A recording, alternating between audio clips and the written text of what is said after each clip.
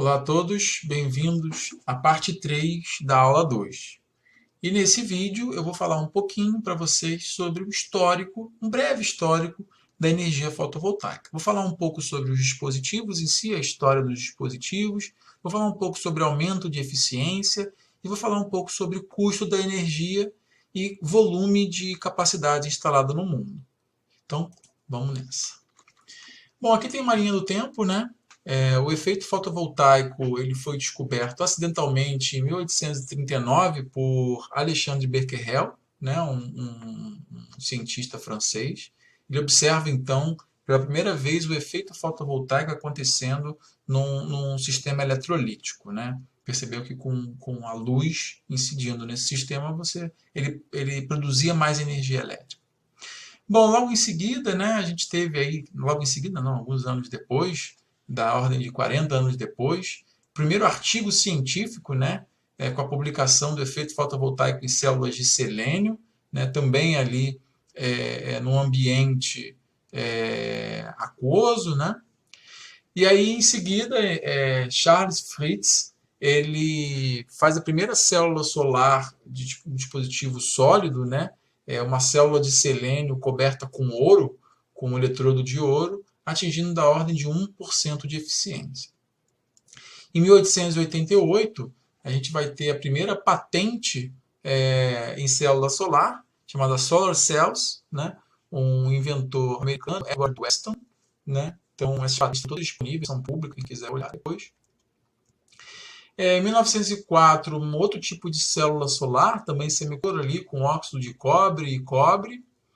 E aí tem um ponto bem interessante de citar, né? Em 1905, apesar de não ser o mesmo efeito físico, o efeito fotoelétrico ele é ligeiramente diferente do efeito fotovoltaico, né? Mas a compreensão do efeito fotoelétrico, né, o que deu o famoso prêmio Nobel a Albert Einstein, a explicação do efeito fotoelétrico então vai trazer diversos fundamentos aí que vão ajudar a compreensão do efeito fotovoltaico também. Lembrando que até então, né, era uma coisa mais fenomenológica, uma coisa mais prática do que teórica, né? Então a compreensão plena do que acontecia não se dava. Alguns anos depois, aqui no meio tem o desenvolvimento da mecânica quântica, que eu pulei aqui, né? Mas enfim, uma parte teórica importante para os dispositivos semicondutores. Também pulei aqui uma outra invenção importante, em 1938, a invenção do primeiro diodo de junção PN, né? Então, lá no laboratório Bell.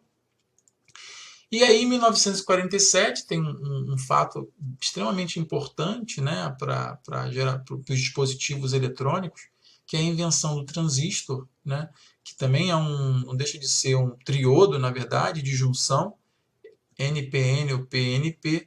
Então, isso aqui também favoreceu o avanço da invenção favoreceu o avanço dos dispositivos semicondutores, o que vai permitir, em 1954, a invenção da primeira célula solar, assim como a gente conhece hoje, ou seja, uma junção PN de silício. E aí só citar que é importante, né, que todas essas descobertas, né, tanto do diodo de junção, quanto do transistor, quanto das primeiras células de junção PN, foram feitas no Bell Laboratories, que é o laboratório lá nos Estados Unidos, né, fundado por Graham Bell, que inventou quase tudo da nossa tecnologia atual. Então foi um local muito importante, né, para a gente. E aí só mencionar, né, que essa primeira célula solar que foi fabricada tinha algo da ordem de 6% de eficiência. Tem até os desenhos esquemáticos no artigo. Vale bem a pena olhar esse artigo, o primeiro artigo é bem interessante. E aí um dos inventores, né, o Chapin, ele fez a conta de quanto seria, né, o custo da energia, né, ou da potência aqui no caso, dessas células solares. Ele chegou em astronômicos $280 por watt, ou seja, muito, muito caro, né? Para quem assistiu à aula anterior, a gente está hoje em algo da ordem de 22 centavos de dólar por watt, né? Então eu estou falando aqui da redução de quase 1000 vezes no preço da energia elétrica, né, gerada pela energia fotovoltaica. Bom, e aí essa descoberta, né, ou essa invenção em 1954 desse dispositivo, ele veio muito bem a calhar nessa década de 1950, que estava ocorrendo a corrida espacial, né, entre Estados Unidos e Rússia, e aí a Rússia já tinha lançado o primeiro satélite, o Sputnik, que era baseado em baterias, né, e ele durou muito pouco tempo no espaço. Enfim, foi um grande evento, obviamente. O Sputnik 1 foi lançado em 1957. Ele durou, né, por conta da limitação da bateria, ele durou em torno de 22 dias funcionando plenamente. Depois teve o Sputnik 2, o 3, também depois teve um satélite, o primeiro satélite americano, o Explorer 1. Todos eles funcionaram com bateria, e o primeiro satélite que funcionou com energia solar, né, veio em 1958, que é o Vanguard 1. Ele tinha 6 células solares de silício, dá para ver aqui na fotinho, né, acopladas a ele. E aí, só para vocês terem ideia, né, da ordem de um mês, alguns meses que viviam esses sistemas, o Vanguard 1, se não me engano, ele funcionou bem, abastecido por energia solar. Claro que tinha uma bateria ali, né, então tinha essa troca de energia entre os dois. Ele durou da ordem de 6 a 7 anos. Então a gente está falando aí da longevidade dos sistemas espaciais, da ordem de meses, passaram para anos, né? Então esse é um fato bem marcante. Bom, e aí eu aqui não coloquei muito sobre a história da energia solar no espaço, mas até hoje, né, a gente sabe que os satélites, as missões espaciais, elas são abastecidas geralmente por energia solar. Mas depois, logo em seguida, né, já se percebeu o benefício que a energia solar poderia trazer na Terra também, né? Em 1960, bom, as células solares sempre foram alvo de muita pesquisa e desenvolvimento, né? E já em 1960, olha aqui, ó, um salto de eficiência, né, da primeira célula solar de 54, de 6% para 14%. Então aqui a gente tem uma empresa, né, que desenvolveu a tecnologia e melhorou os dispositivos, né, da ordem de 14%, 15%. E só para mencionar, né, nessa época, o custo da energia estava da casa dos $100 por watt, uma redução de quase 3 vezes já, né? Bom, alguns detalhes importantes aqui. A primeira conferência solar organizada pelas Nações Unidas, chamada Energy in the Developing World, 1961. Em 1967, a primeira missão espacial tripulada com painéis solares. 77, Jimmy Carter instala painéis solares na Casa Branca. E é interessante citar que a produção mundial de energia fotovoltaica excede os 500 kW. Bom, ainda na década de 70, teve uma empresa muito importante, né, chamada Solar Power Corporation, que também fez um trabalho intenso de pesquisa e desenvolvimento e otimizou a eficiência das células, né, e a forma de produção, e fazendo com que os módulos atingissem custos mais baixos. Então, essas células chegaram aí da ordem de 10 a 20 dólares por watt, ou seja, né, já um valor 10 vezes menor do que na década anterior. Bom, a gente vai ter aí um avanço. Na década de 80, né, começaram então a existir os primeiros sistemas fotovoltaicos. É claro que até então o fotovoltaico só fazia sentido ser aplicado em lugares remotos, dado o custo da energia, né? Mas no começo assim da aplicação dos sistemas, pensou-se muito em fazer usinas solares, né? Assim como existiam já as grandes usinas de outras fontes energéticas. O governo dos Estados Unidos ele começou a financiar sistemas, né, e projetos de grandes usinas centralizadoras, né? Bom, então a gente tem aqui a primeira, em 1982, lá na Califórnia, de 1 megawatt, né, de instalação. Já na década de 80, a produção mundial de energia fotovoltaica excedia os 20 megawatts, e as vendas já passavam de 250 milhões de dólares. Nessa década de 80 também, eu acabei não colocando aqui, mas também teve uma outra empresa suíça importante que aí começou a perceber que, na verdade, a geração distribuída tinha uma vantagem frente à geração centralizada, justamente para evitar as perdas que acontecem na distribuição da energia, né? Então, não coloquei aqui, mas tem uma empresa importante, tem um texto que eu estou fazendo, estou escrevendo sobre isso, depois eu vou disponibilizar para vocês. Bom, e aí em 1991 tem a criação do laboratório mais importante de energias renováveis do mundo hoje, né, que é o NREL, National Renewable Energy Laboratory, lá nos Estados Unidos. Foi nessa década de 90. Na década de 90 também começaram a surgir os primeiros sistemas conectados à rede. Tá? Eu não coloquei aqui, mas é um avanço importante, principalmente porque a gente vê hoje em dia em termos de instalações residenciais. Muito bem, então passando essa linha do tempo, né, como eu falei, uma breve introdução histórica. A gente tem aqui, falando um pouco agora em termos de dispositivo, né, 3 gerações diferentes de dispositivos fotovoltaicos, tá?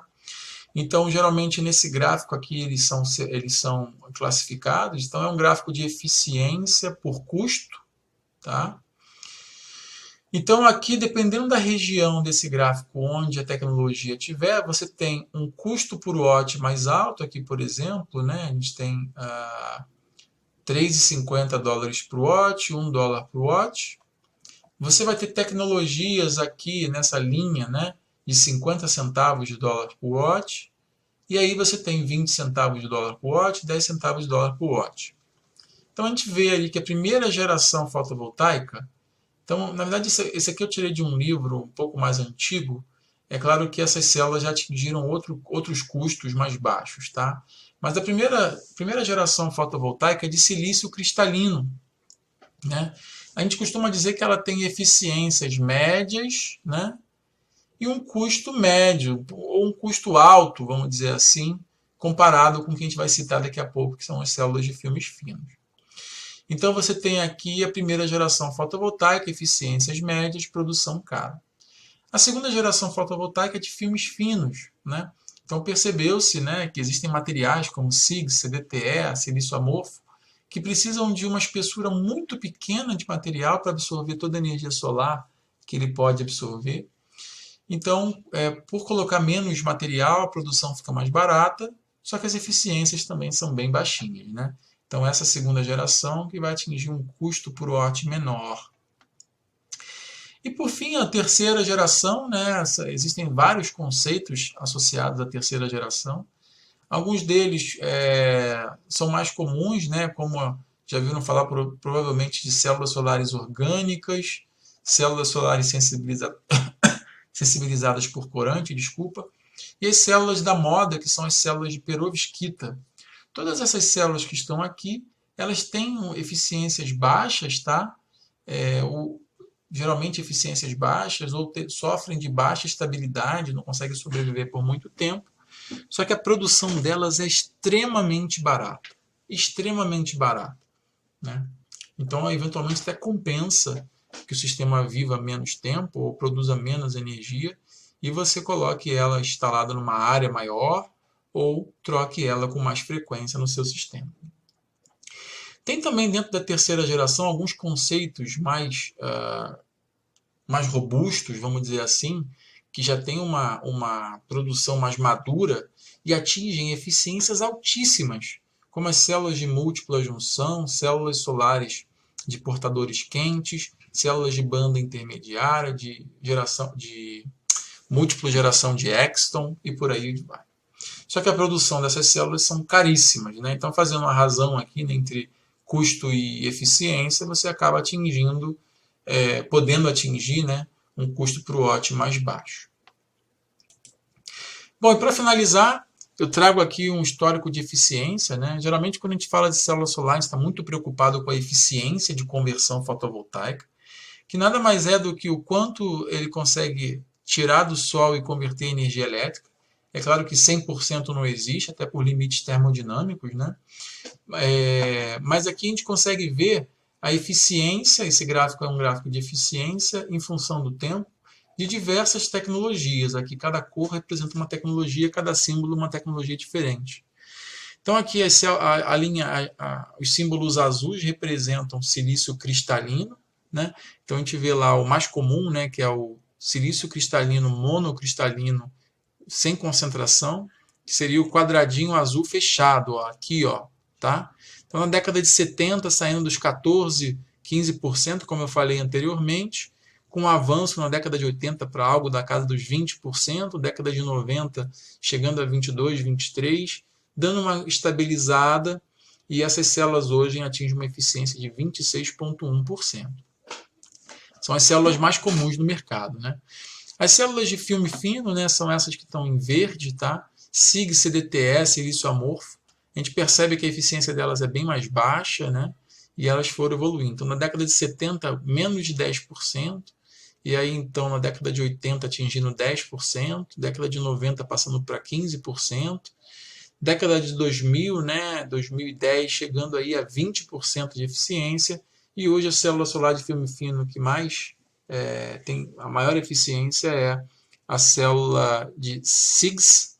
SIGS é uma sigla para um acrônimo para a célula de seleneto de cobre, índio e galho, tá? Então 23,4%. Bom, a gente tem aqui as células orgânicas em laranja, né? Células orgânicas aqui com eficiências bem baixinhas, tá? A célula orgânica aqui no caso é a bolinha laranja fechada, o triângulo laranja, né? E as bolinhas laranjas abertas, né? Então está aqui algo da casa dos 10, 15% ainda, né?